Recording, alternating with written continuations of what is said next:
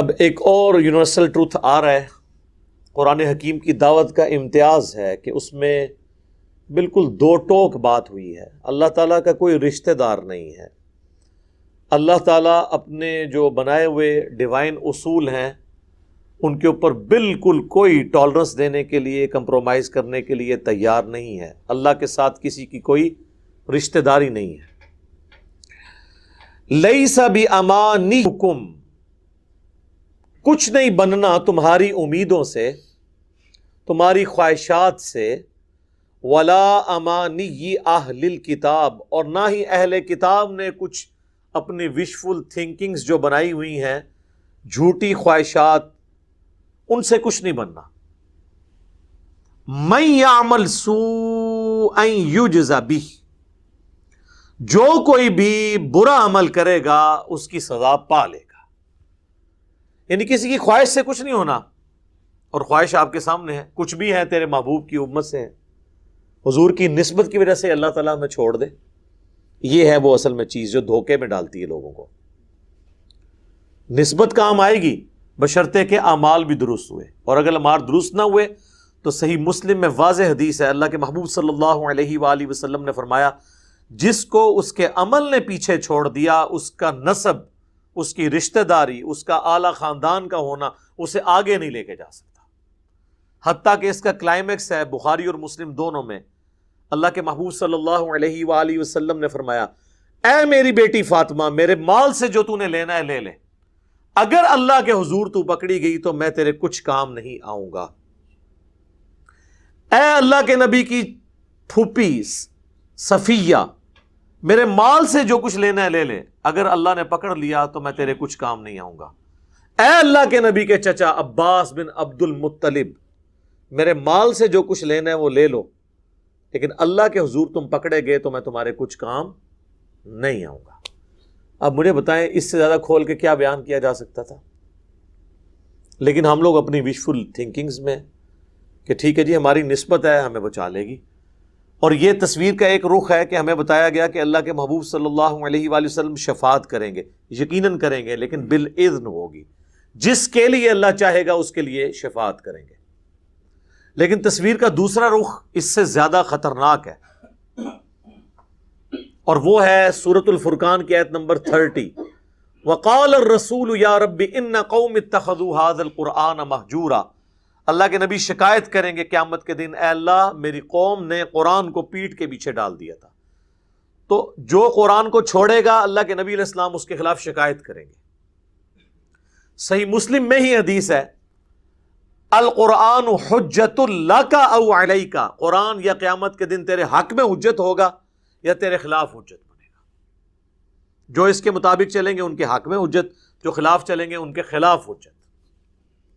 حتیٰ کہ بخاری اور مسلم دونوں میں حدیث ہے، جب میں آخری دفعہ جاؤں گا جہنم کی طرف اپنے امتیوں کو اللہ کے اذن سے نکالنے کے لیے، تو مجھے داروغہ جہنم سیدنا مالک علیہ السلام کہیں گے کہ اے اللہ کے نبی، اب آپ کا کوئی امتی بھی جہنم میں نہیں ہے سوائے اس کے کہ جسے قرآن نے روک لیا ہے، اور وہ جنت میں نہیں جائے گا جسے قرآن نے روک لیا۔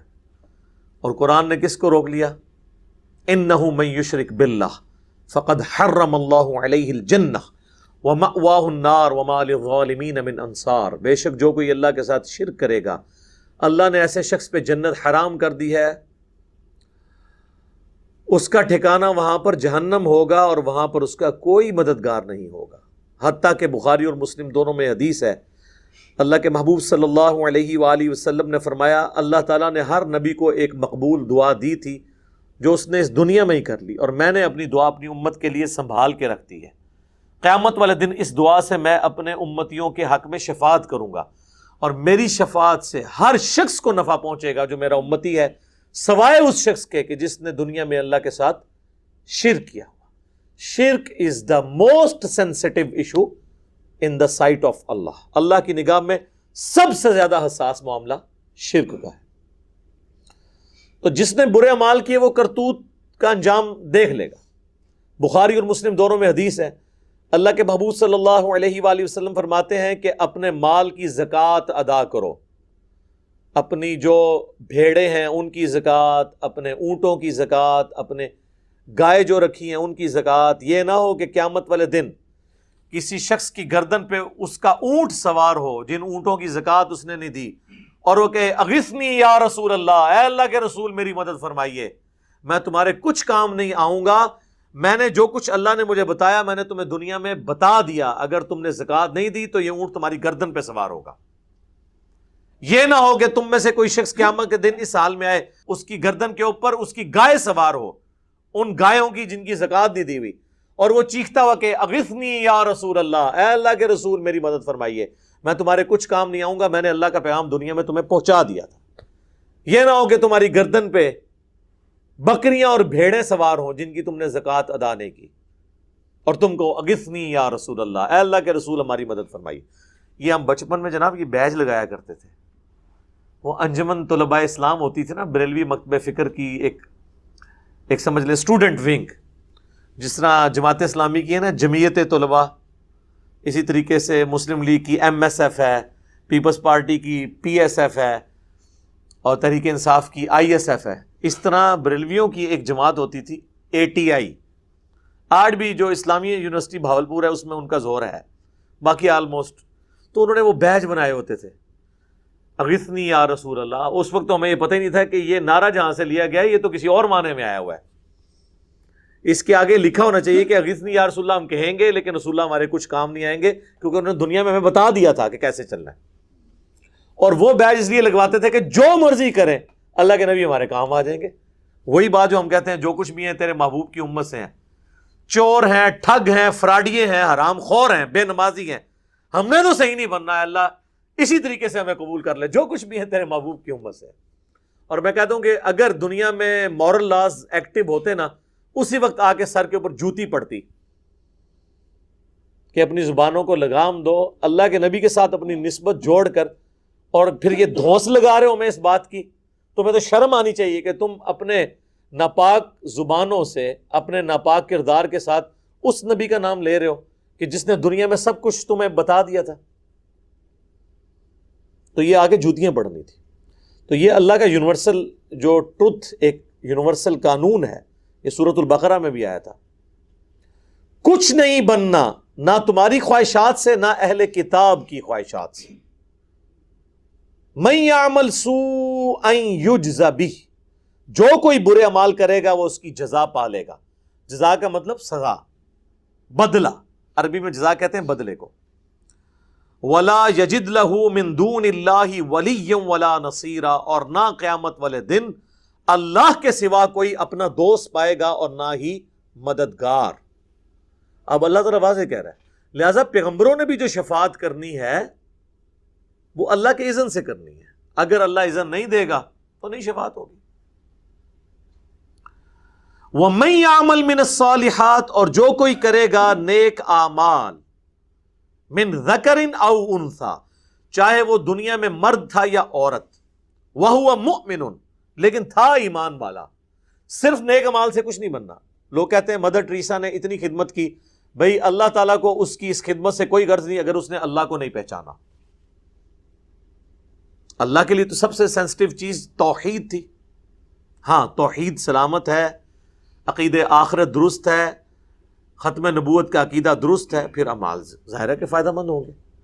تو اللہ تعالیٰ ہمارا ہے ہوا وہ مومن فَأُولَئِكَ يَدْخُلُونَ الْجَنَّةَ، تو ایسے لوگ پھر جنت میں داخل کیے جائیں گے. وَلَا يُظْلَمُونَ نَقِيرًا، اور ان کے اوپر ظلم نہیں ہوگا ایک تل کے برابر. فَمَن يَعْمَلْ مِثْقَالَ ذَرَّةٍ خَيْرًا يَرَهُ وَمَن يَعْمَلْ مِثْقَالَ ذَرَّةٍ شَرًّا يَرَهُ، جس نے ذرے کے برابر بھی نیکی کی وہ اس کا اجر پا لے گا، اور اس نے ذرے کے برابر بھی گناہ کیا تو اس کی سزا بھی بھگتے گا. اچھا یہاں پہ لوگ کہتے ہیں اللہ تعالیٰ چاہے تو چھوٹی سی بات پہ بخش دے. آج تک آپ ان لوگوں سے یہ نہیں سنیں گے کہ اللہ تعالیٰ چاہے تو چھوٹی سی بات پہ پکڑ لے. اللہ تو دونوں چیزوں کی بات کر رہا ہے.